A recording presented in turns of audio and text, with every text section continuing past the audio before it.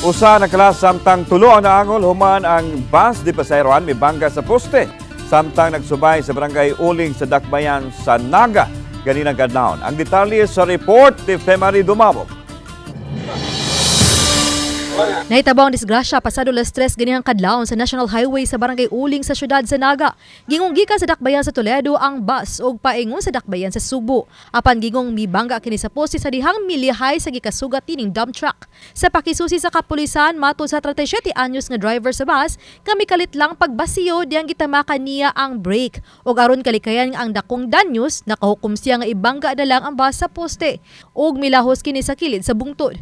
Patay ang babaeng pasaherong 59 anyos nga taga Media 11 sa Dakbayan sa Toledo.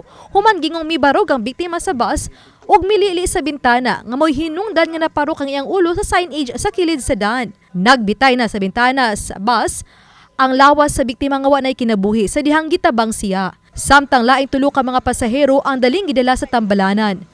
Ang driver sa bus ang gibalhog sa detention cell sa City of Naga Police Station. Reckless imprudence resulting to homicide, multiple injuries and damage to properties ang giandam nga kaso batok sa driver sa bus. Karon ang atong driver ato pang temporary detain sa atong detention cell. Gapaabot ta sa bana nga muari.